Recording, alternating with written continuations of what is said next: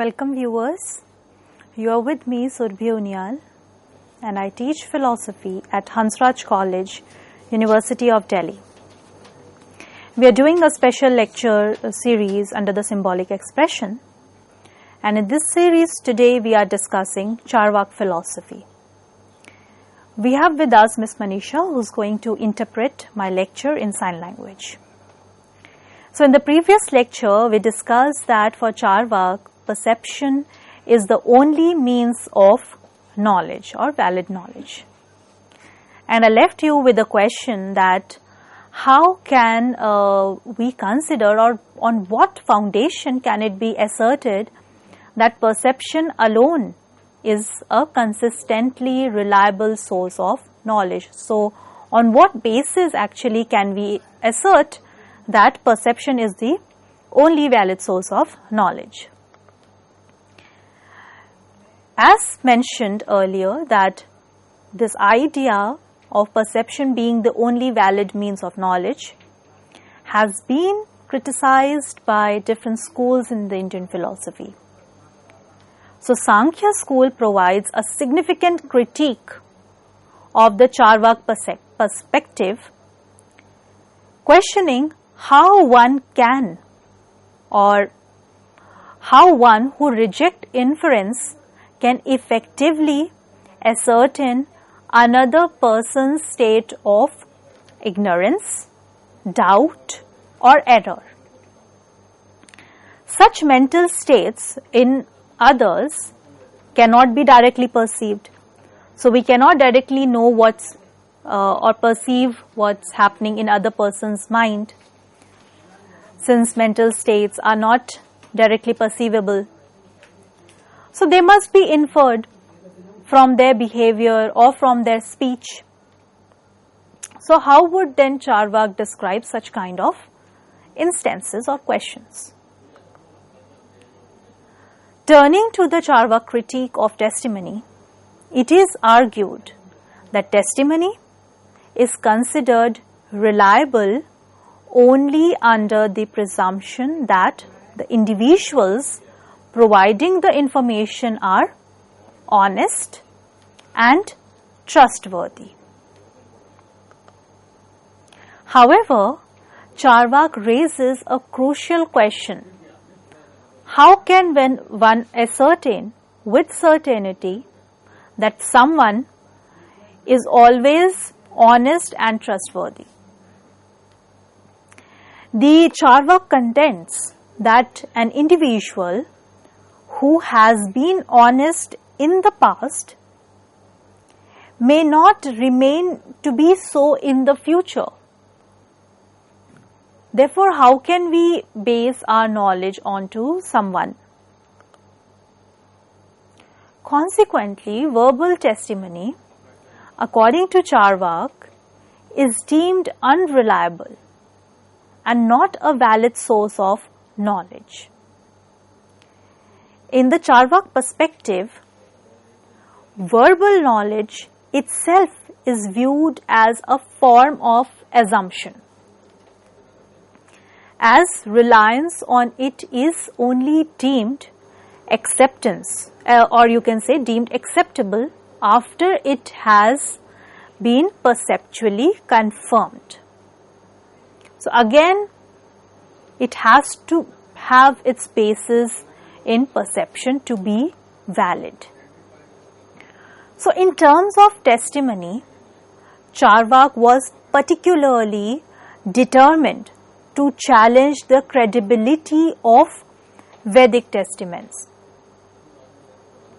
They rejected the authority of Vedas, criticizing them harshly.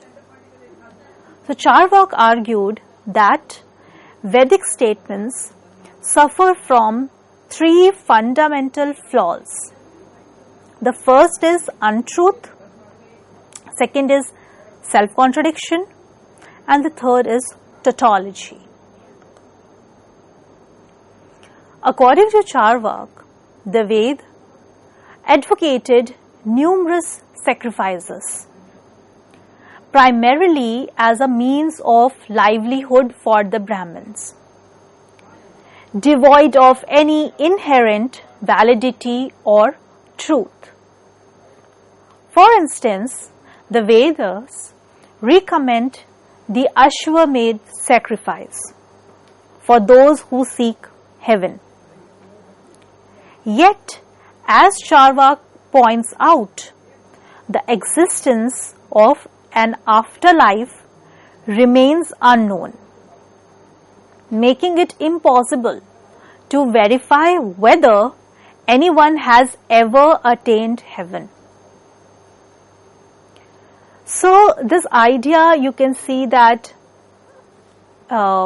doing various sacrifices and rituals, so to say, in order to attain something which is not perceptible at the moment in this world, for Cārvāka it makes no sense, because he does not believe in anything that is not perceivable.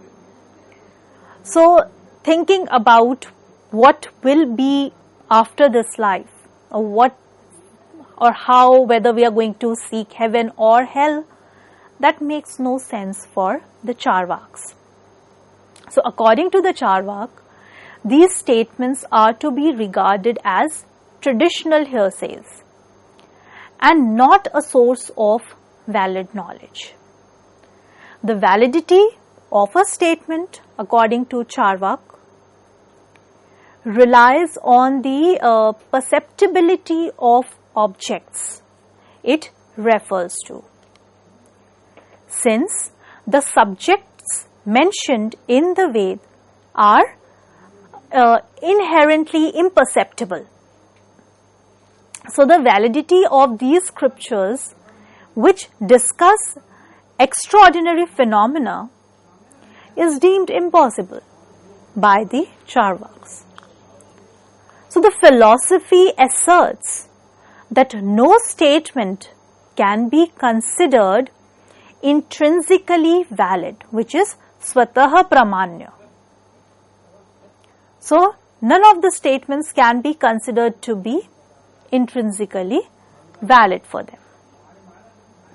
So, after arguing for the invalidity of inference as well as of verbal testimony, Cārvāka thinkers, they proceed to show that other sources of knowledge, as accepted by Mimamsakas, are also invalid. They say that knowledge gained by postulation, which is one of the means of knowledge, is of the nature of assumption. So, one takes to postulate only on being aware that a certain accepted meaning is unjustifiable in any other way.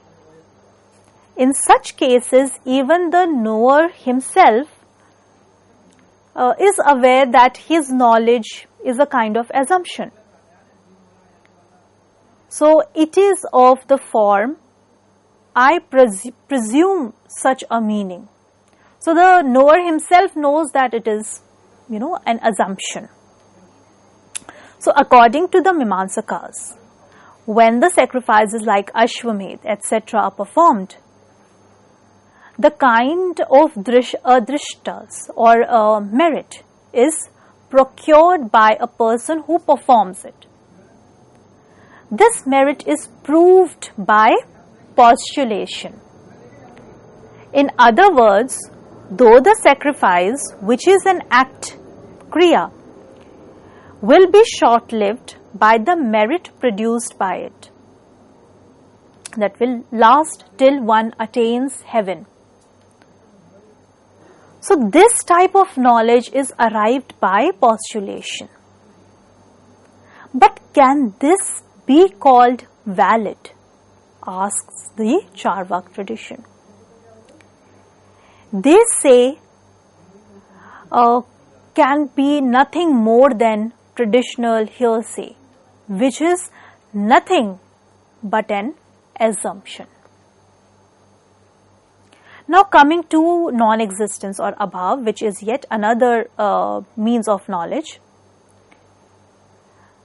which is, you can say, of non-apprehension or anupalabdhi. So, in Cārvāka view, non-existence are absolutely unreal. Therefore, in this view, the knowledge of non-existence would be nothing but assumption. Thus, in this view, inference, comparison, verbal testimony, postulation, and non-apprehension have not been accepted as sources of valid knowledge. Therefore, according to Cārvāka, perceptual knowledge, which is not contradicted, is the only source of valid knowledge. They have been criticized by all the other systems in Indian philosophy, all of which have maintained the validity of at least perception as well as inference. They argue that the rejection of the validity of inference is in fact problematic. So all these schools have majorly criticized the Cārvāka philosophy. So inference, which involves drawing conclusion based on evidences and reasoning, is considered a fundamental aspect of philosophical thought and discussion by other systems. So to deny the validity of inference is seen as undermining the very basis of rational discourse. So to refuse the validity of inference from the empirical standpoint is to refuse to think and discuss. All thoughts, all discussions, all doctrines, or all affirmations as well as denials, all proofs, disproofs are made possible by inference. So rejecting inference is problematic. Another criticism points out what is seen as inconsistency in the Cārvāka position. So on the one hand, Cārvāka accepts perception as a valid source of knowledge, but on the other hand, perception itself can sometimes be found untrue. This inconsistency is presented as a weakness in Cārvāka position. So the critique argues that even the Cārvāka, in expressing their ideas and understanding others, rely on inference, since thoughts and ideas are not material objects and cannot be directly perceived. Communication and understanding necessitates inference. This is presented as a contradiction in the Cārvāka stance. Coming now to Cārvāka metaphysics, which in a way you can say is based on Cārvāka epistemology. As Cārvāka claims that perception or pratyaksh is the only means of valid knowledge, therefore only what is perceivable is the object of knowledge for Cārvāka. Whatever is not perceivable is rejected as a figment or as our imagination. On this ground, matter is the only reality since it is perceivable. So they admit the existence of four elements, which are earth, water, fire and air. And they accept only these four. And they reject the fifth one, which is the ether. Why? Because it is not perceived but inferred. All beings, animate or inanimate, are the products of these elementary principles of matter. That matter is the ultimate reality is implied from Brihaspati's dictum, out of matter come forth life. Likewise, the concepts of soul, God and afterlife are outrightly rejected by this philosophical perspective. According to this viewpoint, everything that exists, including the mind, is a consequence of specific combination of 4 fundamental elements: earth, water, fire and air. While these elements are considered eternal, their combination undergoes continuous cycle of creation and dissolution and again creation. Consciousness, again in this framework, is viewed as a product of material processes.